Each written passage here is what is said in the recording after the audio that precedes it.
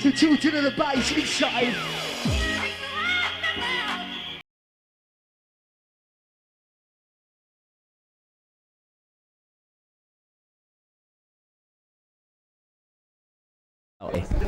Yeah, hi, this is DJ Cy from Croydon, England.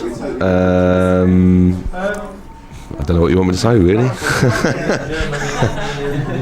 So we have you last night on the Dreamland event in Bremen. Did you enjoy it? Yeah, definitely. I did last time as well. I mean, you know, that's the second time I've been out and asked to play an old school set, so yeah, it's wicked.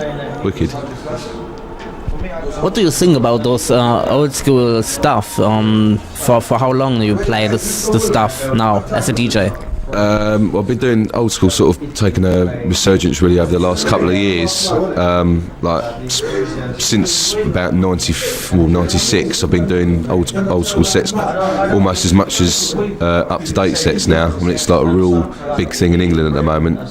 So, and obviously over here that's picking up as well. So it's really popular over here, which is cool.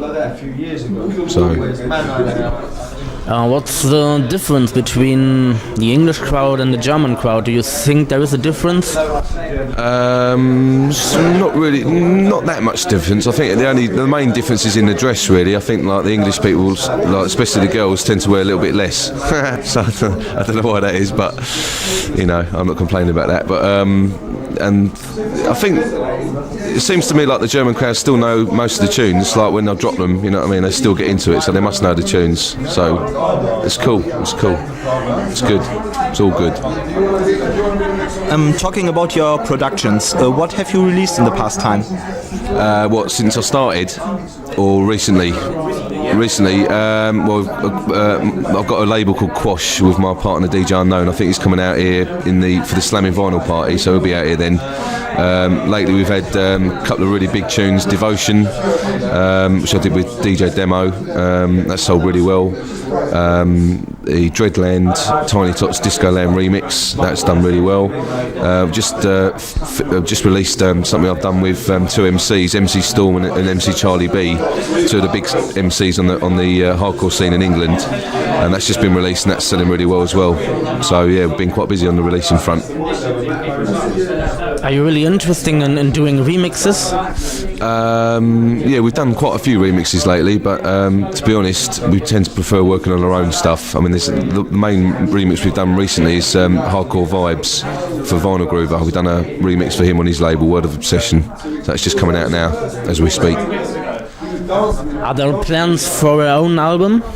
Not at the moment, no. We're going to concentrate on the 12-inch singles, really. With the hardcore scene in England, it tends to be the varied artist albums that tend to sell better. I think Force and Styles might be doing an own artist album, but to be honest, it seems like the sort of compilation CDs sell a lot better than the single artist albums. So we'll just concentrate on that sort of tip. What are your next gigs, your next dates then? What, abroad or in England? Do you mean? Wherever. We've got this Dreamscape this Saturday coming up. I've got another old school set on Friday actually in club in Taunton, which is in near Devon in England. That's really kicking down there. That's a really good night. There's a Helter Skelter coming up in England. Another old school set in Ipswich. There's just so many, man. So many. I can't remember all of them. Helter Skelter is more hardcore like. I'll be playing hardcore, but it's not really. No, it's not. I'd say it's 50% split, really. I'll tell you what, actually, the old school room up there has been really popular lately as well. Because I don't think he used to do an old school room, but he's started to do one now, and that's always kicking. It's really good. So I'm looking forward to that one. I'll be doing an old school set there as well. The Helter Skelter thing is coming very big in England, isn't it? I mean, I read about in a magazine a few months ago, and the people were really impressed and they enjoyed it. They said it's one of the best parties going on in England. Yeah, I think at the moment, Helter Skelter is probably the biggest one, to be honest. I think where Dreamscape, when Murray Beeston died, I think that was in '96. since then they've sort of tailed off a little bit, but they're trying to come back this year with the next party. They've put a lot into that one, so maybe Dreamscape will pick up where they left off and sort of come back up to rival Helter Skelter. But yeah, you're definitely right, Helter Skelter is really the main, that's the one at the moment. That's the one that everyone if anyone's going to go out to a party, just one party a year, that's the one they'll go to. So that's the one. Talking about the dubplate scene, are you using dubplates or pressing dubplates of your new stuff or of stuff from your friends? Or what do you think about the dubplate scene in England?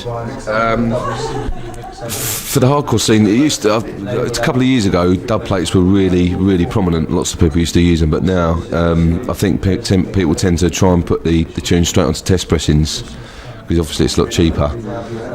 So really, I mean, yeah, I do use them occasionally, but people are getting more into just pressing up the record straight away and then just letting off only a few test presses.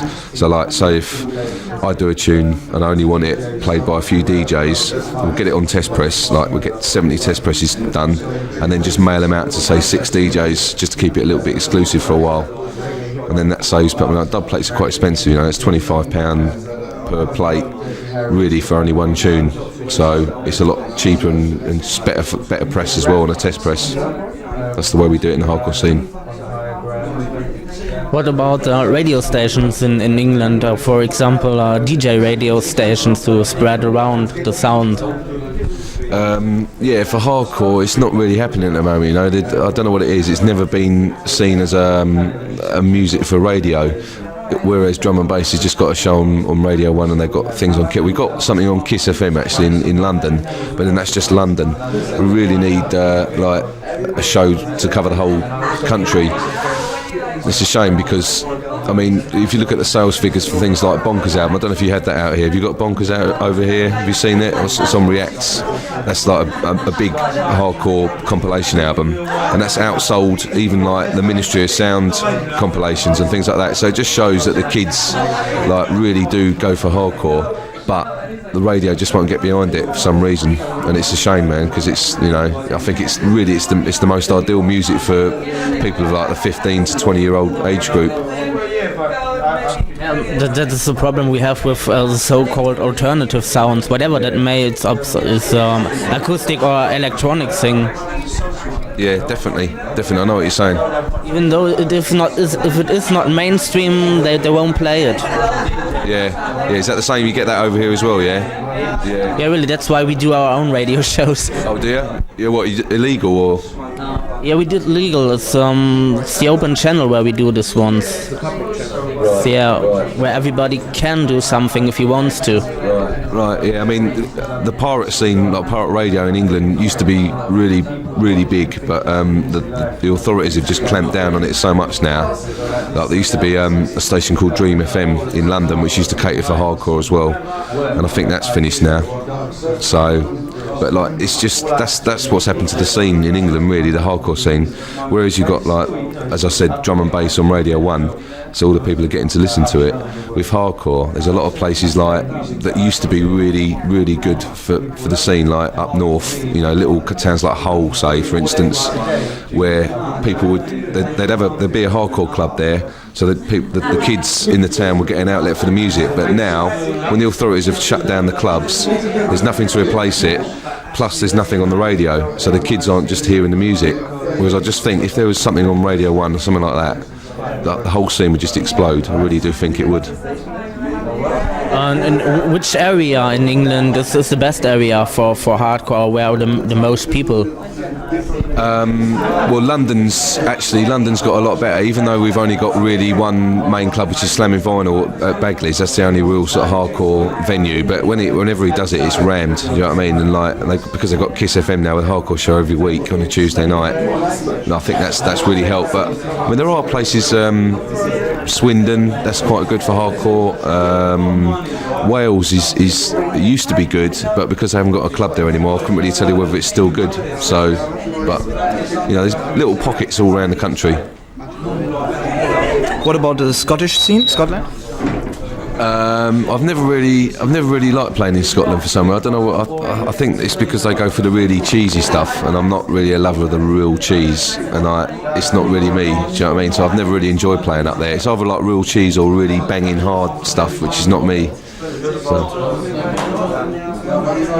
We heard about a rave hardcore scene in Scotland growing in the last years. Is it still doing there? Growing, yeah, the hardcore scene in North. To be honest, I mean, because they've suffered the same thing as we have as well. Like they've got a lot of clubs being shut down and stuff like that. So as far as I can see, I mean, I used to play up in Scotland a couple of times a year, but I don't play up there at all anymore. So I think they've lost their clubs as well. You know what I mean? So I think it's all gone to house. Is a criminal justice bill still working in England, or do we have problems with that law?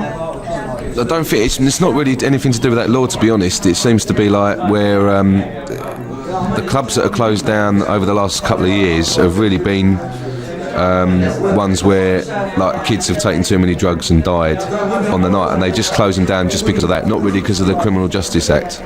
So it's just basically like a backlash against people, you know, taking too many. But then that's just down to education, you know. If like people can get across to the ravers, like, you know, you're not supposed to go out and do 20 E's in a night. Do you know what I mean? That's not, you know, people have got to realise that's stupid. At the end of the day, you know, one person being silly means that thousands of people suffer because there's no clubs for them. Do you know what I mean? So that's the sort of message that really needs to get across to the kids. You know, be sensible. Everyone likes to have a good time, but you know, he's taking it to the limit. Do you know what I mean? There's too many people doing that, and it always seems to be the hardcore clubs that get the focus of the media, like bad press. Do you know what I mean? There's so many house clubs around, well, there's so many more drugs in them, but like, because it's hardcore, it just gets bad press every time. So we're struggling against that all the time. Do you know what I mean? It's difficult, man. It's difficult. It looks out at always saying it's a drug problem, but I think it isn't only a drug problem. It's like you said, cigarettes and alcohol are also drugs, and I think that is much more dangerous than some drugs like smoking cannabis or stuff like that. I think alcohol is much more dangerous than. Yeah, no, definitely, yeah, definitely right. I mean, I think there are a lot of sort of attempts now by the authorities to try and educate the kids about drugs. But like, it still needs more. I just get sick of the fact that they keep picking on the hardcore clubs for it. Do you know what I mean? Like I said, you walk into any even a normal commercial club nowadays, and I bet you find more drugs or just as many drugs in there as you will in a hardcore rave. You know what I mean? People are taking speed and that kind of stuff. You know, when they're drinking or whatever. Why can't they get picked on? You know, why don't those clubs lose their licence? Why is it always the hardcore clubs? You know what I mean? In fact, and the amount of trouble that you get in a hardcore club, you never get any trouble in hardcore clubs. Whereas commercial club, man, if you want to fight, you just go down on them, you'll get into a fight, no trouble. You know what I mean? So. Do you think it's a problem of the lifestyle of the people or the environment, for example? What you mean? And that clubs are going down, and that the hardcore scene is maybe going down somehow. What you mean, environment as in? The environment where they live in. No, I don't think that's.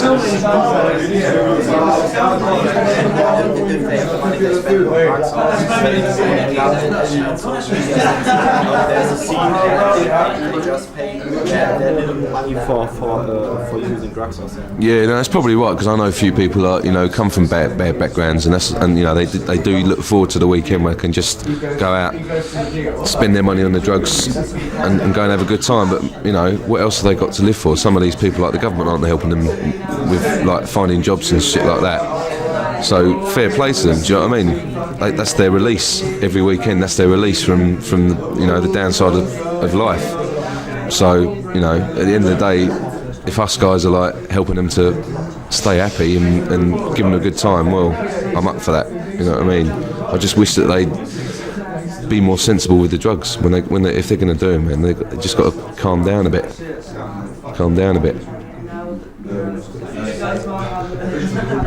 Yeah, I think that's all. Do you have any question? Maybe just last standard questions about future releases. What have we got planned? You've got me on a knife edge there. I can't remember. We've got there's a killer signed demo, the B-side of Devotion. We've got a remix of that coming out soon. There's Listen to the Ace remix on Quash coming out, and a new artist, DJ Storm. We've got something new by him, 2 new tracks by him on Terrific Tunes. So, but I heard it's quite difficult to get hardcore out here in the shops. Apparently it's really difficult to get hold of it. I don't know why that. Do you know why that is? Or, I mean, we want to try and sort of flood you guys with hardcore. Do you know what I mean? About time. Maybe you only change the name of the style, and so the people will buy your records. yeah. Is it? That's a problem maybe in Germany. If some of the people call it speed garage, they buy it, and it's just called garage house. Really? And that's what is that what it's like with hardcore then? Maybe in Germany. Yeah. I mean, because it used to be like sort of a couple of years ago, hardcore was like quite a massive scene, wasn't it? But for some reason, it's just all sort of switched to drum and bass. And I don't really know why, because I remember like really sort of hardcore used to be kicking out here. Do you know, like even though it wasn't really like breakbeat hardcore, but like the mental hardcore, techno hardcore, etc. That was massive out here. And I'd have thought the sort of stuff that we're doing would appeal to that kind of audience. We'll have to see. Yeah, then thanks a lot for the interview. Thanks very much. Yeah, brilliant. Can you make a station ID for the radio show? Blew out on OK Bremen. Right, blew out. What do you want me to say? Sorry, this is Blue Hour.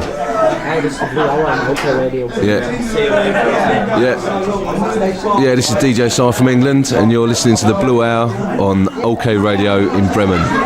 Big up. And also the same maybe for my radio show, Joint Venture Radio. Also on OK Bremen. Yeah. So it's Joint Venture Show. Joint Venture Radio. Show on OK Radio. Right, yeah, this is DJ Si from England telling you this is the Joint Venture Radio Show on OK Radio Bremen. Check it out. Great.